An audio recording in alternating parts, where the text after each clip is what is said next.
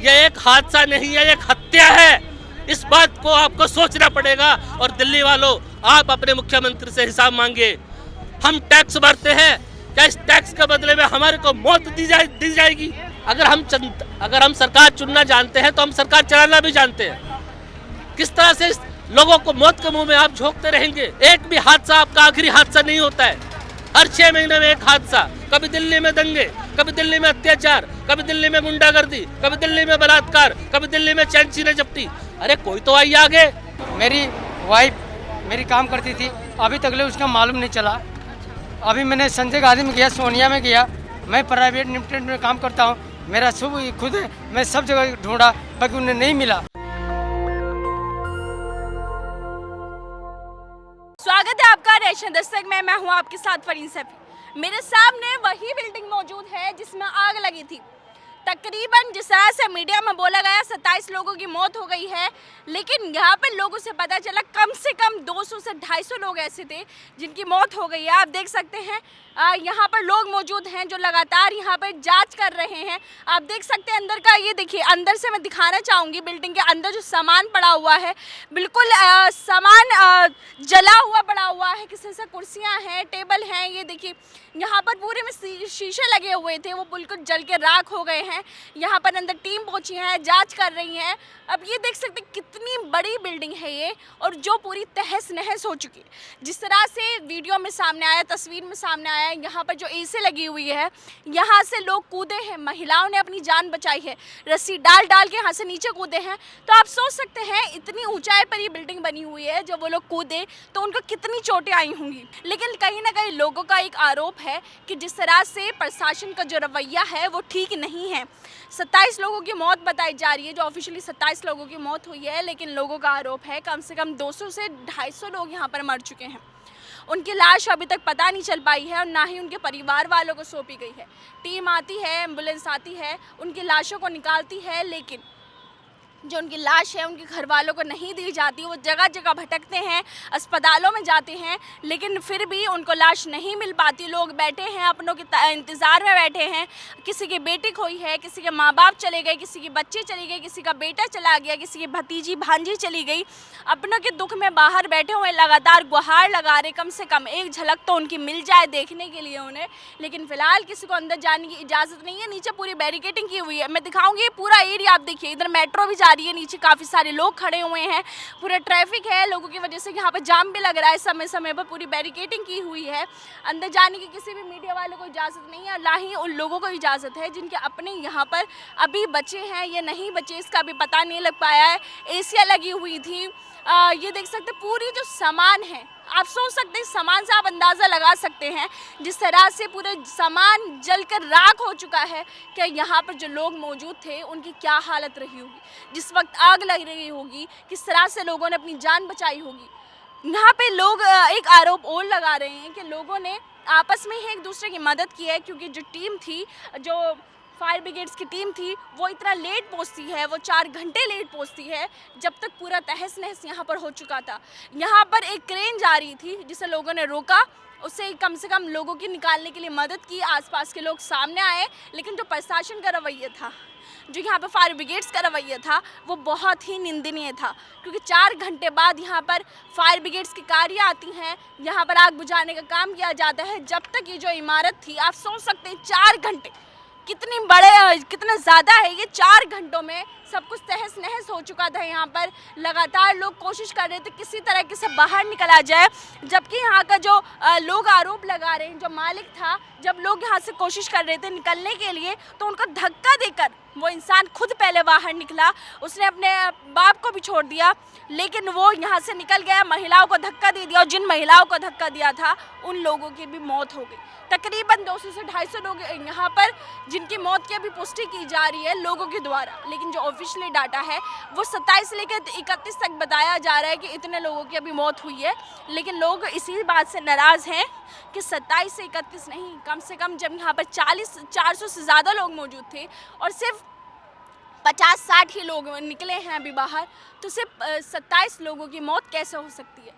लोगों का आरोप है कम से कम 200 के करीब यहाँ पर लोगों की मौत हुई है, और जो निकले हैं आप सोच सकते हैं, ये आपको इसको देखकर ही अंदाज़ा लग रहा होगा कि इस बुरी तरीके से जल चुकी है।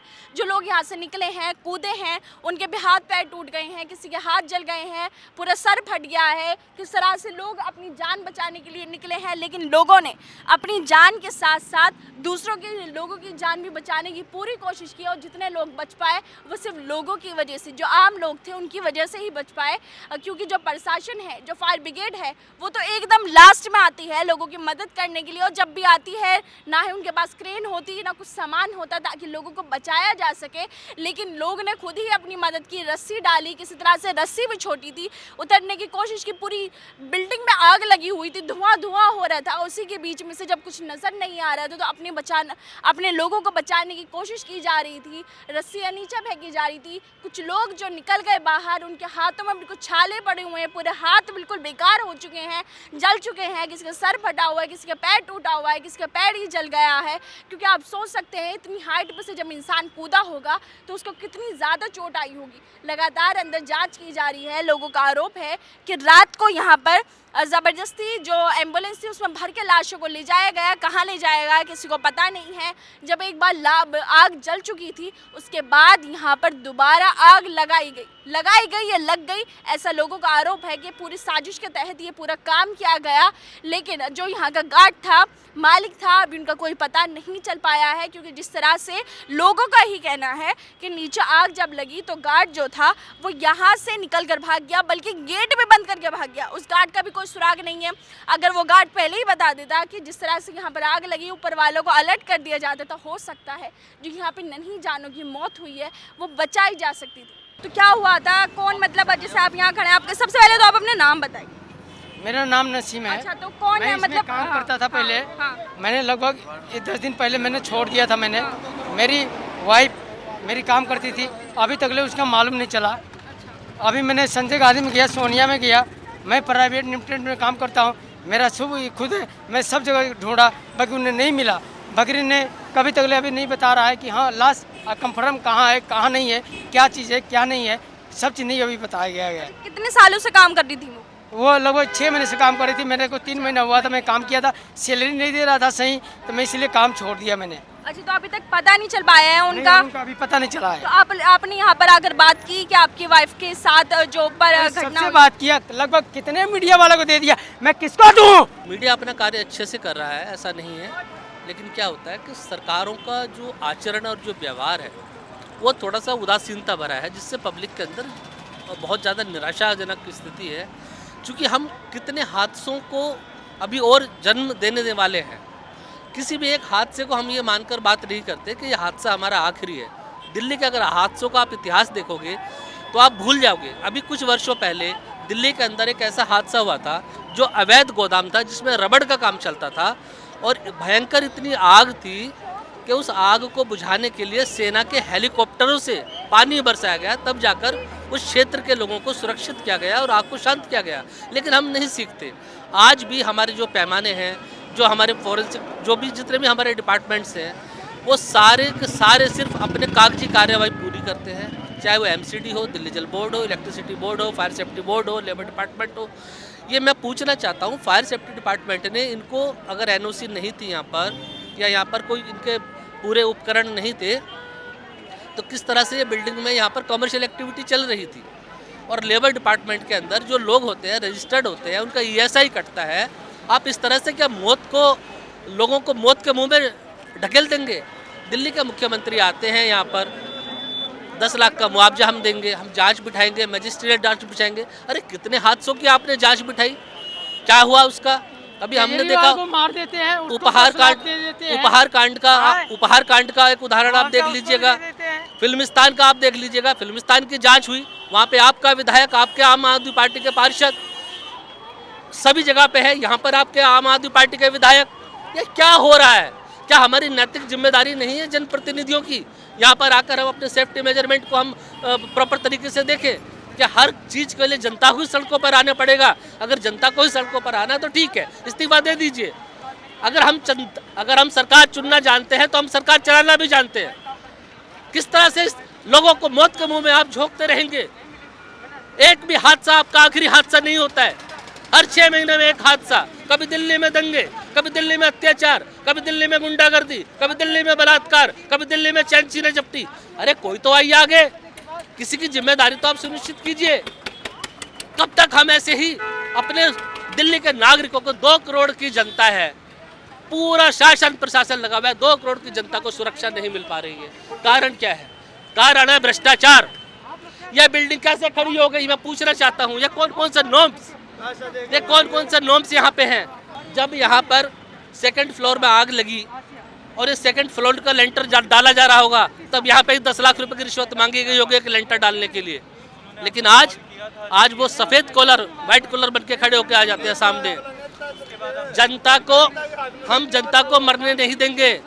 अगर आप बाइक पर रोड पर जा रहे हैं बाइक से, ट्रैफिक वाला आपका चालान काटता है, नंबर 1 में चालान कटता है 10,000 रुपये का।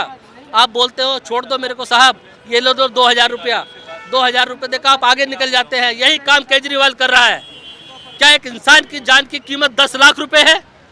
वो आकर मांडवाली कर रहा है, इंसानों की जान की कीमत की मांडवाली कर रहा है। क्या ठीक है? 10 लाख है ये 10 लाख है। एक इंसान की जान की कीमत 10 लाख हो गई। अभी तक कौन यहाँ पे नेता आए हैं, कौन वादा करके गए यहाँ पे? नेता आएंगे चुनावों के अंदर।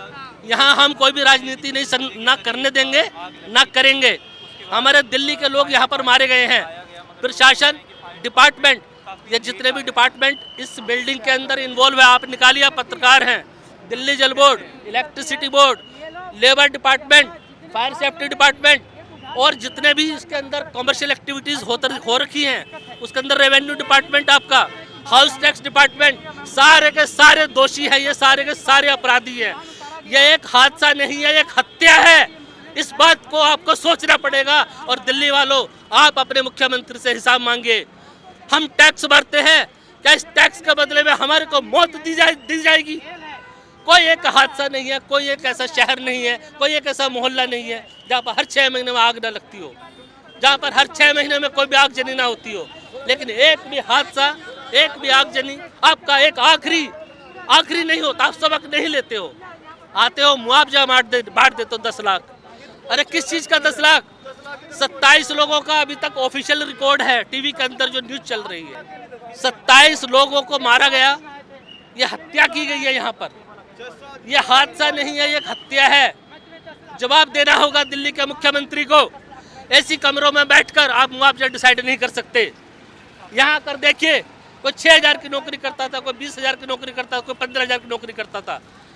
जो 15,000 की नौकरी करता था उसके पीछे 10 लोग थे खाने वाले। एसी में बैठकर 10 लाख का मुआवजा दोगे आप? शर्म आनी चाहिए ऐसे लोगों को। आपको राजनीति करने का कोई अधिकार नहीं है। अगर आपके अंदर मानवता नहीं है, आपके अंदर नैतिकता नहीं है।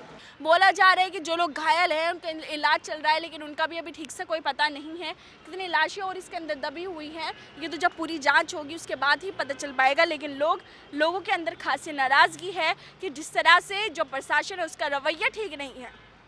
आंकड़ों को कम करके बताया जा रहा है, जिस तरह से ज़्यादा मौत होने के बावजूद भी कम बताया जा रहा है। अपनों का पता नहीं है। बोला जा रहा है कि तुम्हारी ये तो जो बेटी थी वो मर चुकी। एक महिला से हमने बात की, उनका सीधा आरोप था कि यहाँ पर आके बोला गया कि जो उनकी बेटी थी वो तो मर गई, ना ही उन्हें दिलासा दिया गया, ना ही उनसे बोला गया कि आप कम धैर्य रखिए, हम जांच कर रहे हैं। इस तरह का जो रवैया है वो प्रशासन के सामने आ रहा है। लोगों की नाराज़गी बढ़ती जा रही है क्योंकि जिस तरह से आग लग गई उसके बावजूद भी कोई कार्रवाई न हुई, ना कंपनी सामने आई और ना ही प्रशासन सामने आया मदद करने के लिए। ऐसा लोग लगातार आरोप लगा रहे हैं।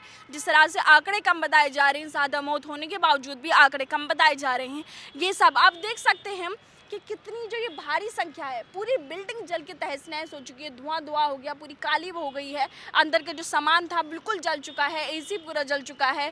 आप देख सकते हैं अंदर सामान टूटा फूटा पड़ा हुआ है। किस तरह से लोगों ने शीशे तोड़े, बाहर निकलने की कोशिश की, रस्सियाँ डाली और जिन लोगों ने काम किया उनमें से कुछ ही लोग बच पाए, बाकी सब अभी अंदर हैं। कुछ लोगों की लाशें बाहर आ गई हैं, लेकिन बाकी अभी भी अंदर ही हैं, जो जाँच चल रही है। मैं फरीन सैफी, कैमरामैन आशी के साथ नशन दस्तक के लिए। नेशनल दस्तक की आपसे गुजारिश है कि अगर इसको बचाना चाहते हैं तो नेशनल दस्तक को सब्सक्राइब करने के लिए रेड कलर के सब्सक्राइब बटन को दबाएं, फिर बेल आइकन की घंटी दबाएं।